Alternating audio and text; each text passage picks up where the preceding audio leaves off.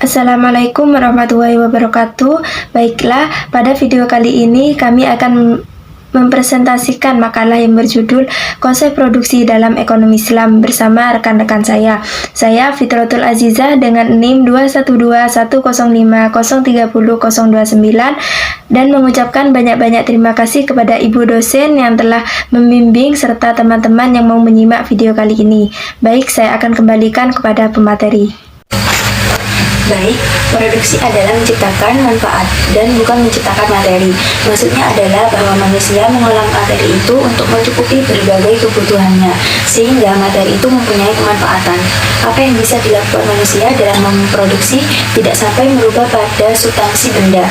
Yang dapat dilakukan manusia berkisar pada mengambilnya dari tempat yang asli dan mengeluarkannya atau mengeksploitasi, memindahkannya dari tempat yang tidak membutuhkan ke tempat yang membutuhkannya, atau menjaganya dengan cara menyimpannya agar dapat dimanfaatkan di masa yang akan datang, atau mengolahnya dengan memasukkan bahan-bahan tertentu, menutupi kebutuhan tertentu, atau mengubah dari satu bentuk ke bentuk yang lainnya dengan melakukan sterilisasi, pemintalan, pengukiran, atau penggilingan, dan sebagainya. Bisa juga mencampurnya dengan cara tertentu agar menjadi sesuatu yang baru. Pengertian produksi dalam ekonomi Islam. Dr. Muhammad Raffas Kalaji memberikan pendanaan kata produksi dalam bahasa Arab dengan kata lain al-intaj, yang secara harfiah dimaknai dengan ijadul silatin, mewujudkan atau menggandakan sesuatu. Atau hikmatul muayyanatin bil istiqdami muzayyajin min an-nasir al-intaj damina itaru zamanin mamadin.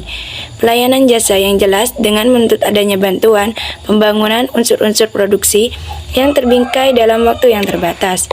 Produksi menurut Af mendefinisikan kegiatan produksi dalam perspektif Islam sebagai usaha manusia untuk memperbaiki tidak hanya kondisi fisik materialnya, tapi juga moralitas, sebagaimana untuk mencapai tujuan hidup, sebagaimana digariskan dalam agama Islam, yaitu kebahagiaan dunia dan kebahagiaan akhirat.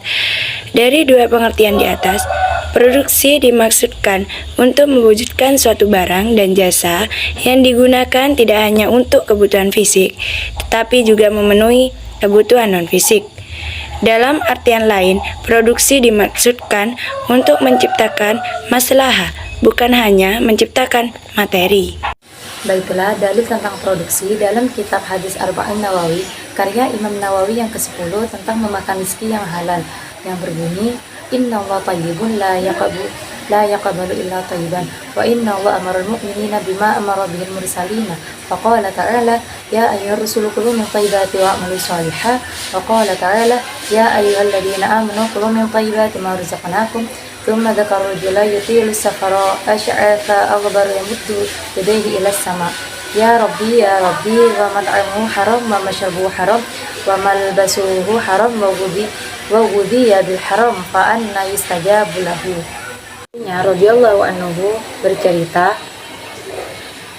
Rasulullah bersabda, sesungguhnya Allah tidak menerima sesuatu kecuali yang baik, dan sesungguhnya Allah telah memerintahkan kepada orang-orang mukmin seperti apa yang telah diperintahkan kepada para rasul.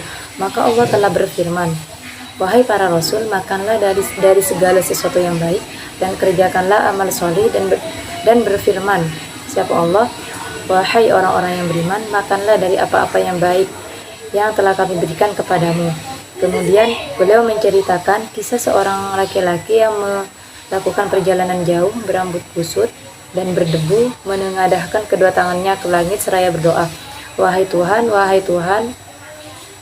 sedangkan makanannya haram, minumannya haram, pakaiannya haram, dan dikenyangkan dengan makanan haram, maka bagaimana orang seperti ini dikabulkan doanya?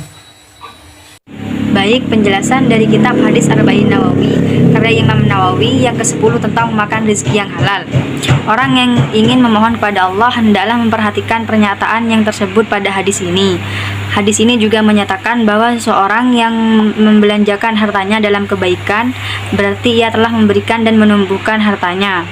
Makanan yang enak tetapi tidak halal menjadi malapetaka bagi yang memakannya, dan Allah tidak akan menerima amal kebajikannya. Kalimat kemudian beliau menceritakan kisah seorang laki-laki yang melakukan perjalanan jauh, berambut kusut dan berdebu. Maksudnya ialah menempuh perjalanan jauh untuk melaksanakan kebaikan seperti haji, jihad, dan perbuatan baik lainnya. Amal kebajikan tersebut tidak akan diterima oleh Allah bila yang bersangkutan makan, minum, dan berpakaian dari hasil yang haram.